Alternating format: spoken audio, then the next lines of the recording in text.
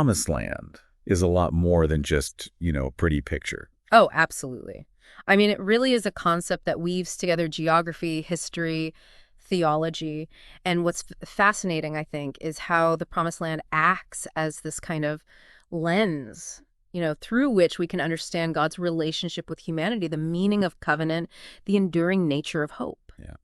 And we've got some pretty incredible source material to work with for this deep dive. Oh, yeah. We're looking at passages from Genesis, Numbers, and Deuteronomy. Right. And these really kind of paint a picture of the Promised Land's boundaries. They talk about the unique features of the land and, how significant it is within the biblical narrative. It's like almost like we're holding this ancient map, but instead of just roads and rivers, like we're tracing the contours of divine promises, right? And human longing. Yeah. And, so cool. Yeah. One thing I noticed looking at this and, getting ready for this deep dive is that even within our sources, the Promised Land's boundaries, they seem to shift and change. Right. Like, for instance, Genesis describes this huge expanse of land. It talks about from the river of Egypt to the great river, the Euphrates. Yeah. It almost feels more like a vision than an actual, set of borders. It's a great observation, and I think that expansive description that we find in Genesis, it really does reflect the grand scale of God's promise to Abraham and his descendants. Okay. It's not just about, this plot of land. It's about a nation. It's about a legacy. It's about a future that stretches, as far as the eye can see. Right. And then we get to Numbers. Yeah. And it's like they're getting ready to pack their bags and move in. Right. So, they need a more practical map. Right. Numbers lays out the boundaries with a lot more specificity. Right. It focuses on the land that's allocated for the 12 tribes of Israel. Yeah. That shift, I think, from this vastness that we find in Genesis, right, to the more defined borders that we get in Numbers, I think is fascinating. It kind of mirrors the Israelites' own journey. What begins as this promise, like this distant hope, gradually transforms into this tangible reality. It kind of makes you wonder, how often do our own dreams start out as grand visions before taking on a more concrete shape as we, move towards them? It's interesting how faith itself can work that way. Right. Starting with a seed of belief and then watching it grow into something real and substantial. But then we get to Deuteronomy. Yeah. And it's almost like we're echoing that initial sense of expansiveness again. Yeah. Deuteronomy reiterates the command to go in and possess the land. Yes. It's almost like a reminder of that grand vision that fueled this whole journey. I see that as like a call to action, a reminder that inheriting the Promised Land wasn't just about showing up. It was about actively engaging with it, cultivating it, living in a way that honored that covenant with God. And this idea of responsibility, right, intertwined with blessing, I think is central to understanding the Promised Land's significance. Absolutely. And speaking of blessings, I mean, the Promised Land it wasn't just about borders on a map, right?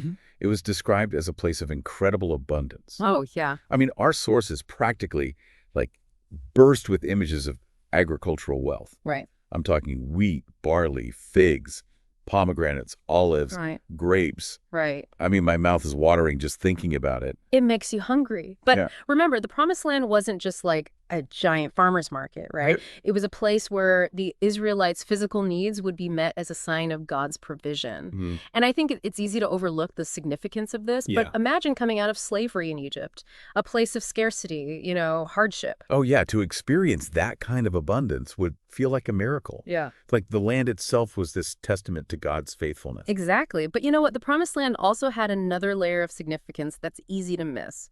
Its strategic location. Oh, really? Yeah. Okay, tell me about that. What made its location so strategic? Well, think about it. Okay, so you've got Egypt to the south, you've got Mesopotamia to the east, and then to the north, you have the bustling trade routes of the Levant.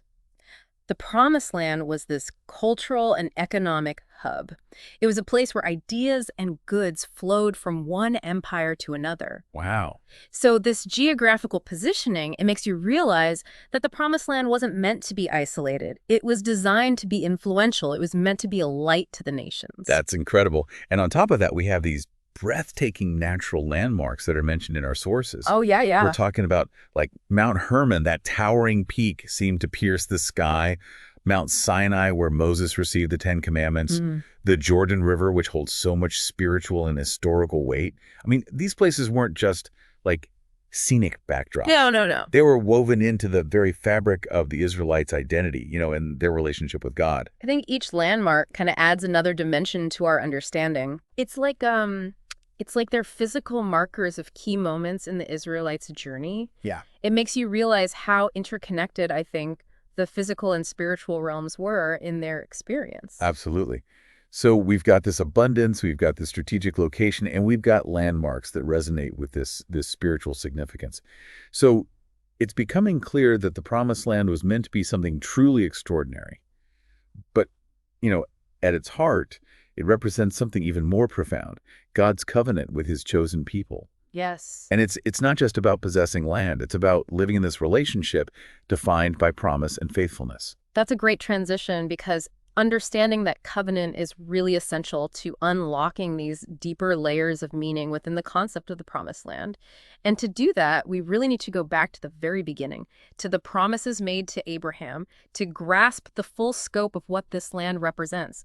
You're absolutely right. The covenant is key. And it all starts with, God's promise to Abraham. A promise that reverberates throughout the entire biblical narrative. Right. And our sources, they highlight those pivotal passages in Genesis chapters 12 and 15 where God lays out this covenant. Yeah.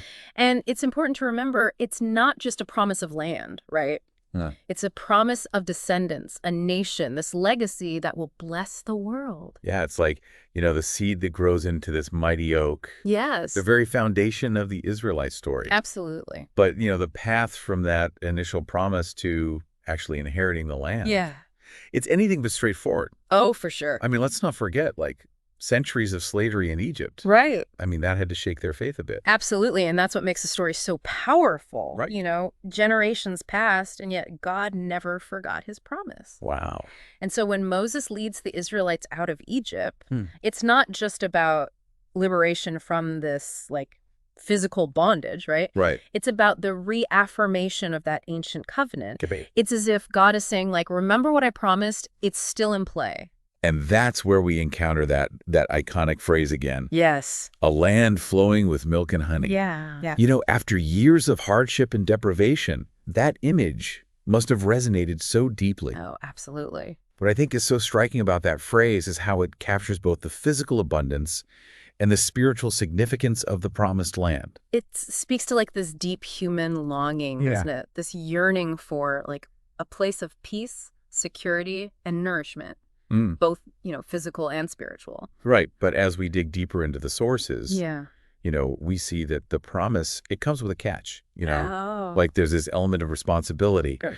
The Israelites' possession of the land, it wasn't just a free pass. Right. Their continued blessings, they hinged on their obedience to God's commands. So it's not just about receiving, right? It's about this reciprocity. Yes, exactly. Interesting. This idea of conditional possession, I think, adds a whole new dimension to the story. It certainly does. And this is where we see the complexity of that relationship between God and humanity, play out. The Promised Land becomes this stage where themes of faithfulness, obedience, and consequence are constantly being negotiated. Okay. It's not just the static gift. It's a dynamic interaction between divine grace and human responsibility. It makes you think about, what did obedience look like in this context? Right. Was it about, specific rituals, or was it about something more profound, like a way of life that reflected their covenant with God? That's a fantastic question. Yeah. And the answer is it was both. Okay. Our sources, they highlight specific commandment laws that governed everything from worship to social justice. But beyond the letter of the law, there was this overarching emphasis on aligning one's heart with God's will. Okay. True obedience wasn't just about outward actions. Right. It was about cultivating this inner posture of humility, gratitude, and love. It makes you think about how we often view obedience today, right? Yeah. As something restrictive or burdensome. Uh-huh. But within this framework of the covenant, obedience takes on this different meaning. Yeah. It becomes less about following rules and more about aligning ourselves with a greater purpose, a deeper truth. Exactly. It's about recognizing that true freedom, it comes from living in harmony with the divine will. Wow. And when the Israelites, lost sight of this, when they strayed from that path of obedience, the consequences were real. They faced hardship, exile, even the loss of the promised land itself. Which brings us to another layer of meaning within the concept of the promised land, right? Yeah. This idea of redemption and restoration. It's not just this linear story of happily ever after. Yeah. It's this cyclical narrative of falling away and returning, of experiencing loss and finding grace once again. You're right. And that cyclical pattern is so reflective of the human experience, Right. isn't it? Yeah. We all stumble, we all stray from the path at times. Yeah.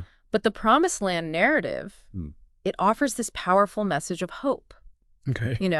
Even in the face of failure, there's always the possibility of return, of renewal, of finding our way back to that place of belonging and blessing. It's a powerful reminder that God's faithfulness isn't dependent on our perfection. Oh, absolutely. His love is steadfast, even when we mess things up. Precisely. And this is where we begin to see the promised land's symbolism extend beyond the purely physical. Okay. It starts to embody something much larger, something that transcends geographical boundaries and historical events. So we're starting to see the promised land less as a destination on a map Right. and more as a concept, a metaphor for something deeper. Yes. Tell me more about that. Where does this symbolic understanding lead us? Well, it leads us to some profound insights about the human condition and our relationship with the divine. It pushes us to consider how the promised land, as a symbol of hope, fulfillment, and spiritual homecoming, continues to resonate with our deepest longings and aspirations. Yeah. Even today. Wow. It's amazing how we started talking about boundaries on a map. And now we're talking about the essence of human longing and spiritual fulfillment. Right. I mean, it really highlights how these deep dives take us beyond, just surface level understanding. Yeah. It's not about just acquiring information. It's about grappling with these profound questions. And that's what makes it so rewarding, I think, Yeah. We've moved from the concrete to the abstract, from the historical to the deeply personal. Yeah. It makes you realize, that the promised land, it isn't just a place you arrive at. Right. It's a state of being, a way of relating to the world and to the divine. So how does this symbolic understanding of the promised land translate into our lives today? What can we as modern day listeners glean from this ancient narrative? Well, think about the core elements we've talked about, right? Okay. Abundance, blessing, faithfulness, restoration. These aren't just ancient concepts. Yeah. They're timeless human desires. Right. We all long for a sense of security, purpose, belonging. We crave, those moments of wholeness and connection. In a way, I think we're all on this journey towards our own promised land. I love that. Our own promised land. Yeah. I mean, makes you consider what that looks like. Right. For each of us individually. Is it a specific goal? Is it a state of inner peace? Or maybe it's a sense of belonging within a community or a cause greater than ourselves. Exactly. And the beauty of this metaphor is that it allows for that individual interpretation. The promised land becomes this mirror, right, reflecting our own deepest longings and aspirations. Right. But just like the Israelites, our journey isn't always easy. There will be obstacles, detours, maybe even those moments when we feel lost in the wilderness. So how do we navigate those challenges? Yeah. How do we keep moving forward when the path seems so uncertain or we encounter setbacks along the way? That's where the lessons of the promised land narrative become so relevant. Okay. Remember, the Israelites' journey, it wasn't just about physical endurance. Right. It was about spiritual resilience. It was about clinging to that promise even when things look bleak. Right. It was about trusting in a power greater than themselves to guide them through the unknown.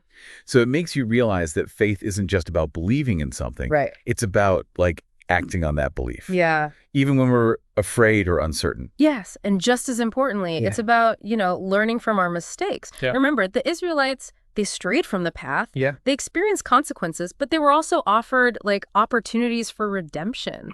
That cycle of, falling down and getting back up, it's woven into the very fabric of their journey. Yeah. And it's a cycle that we all experience in our own lives. Absolutely. I mean, we all make mistakes. We all face setbacks. Right. But the promised land narrative, it reminds us that failure isn't the end of the story. Right.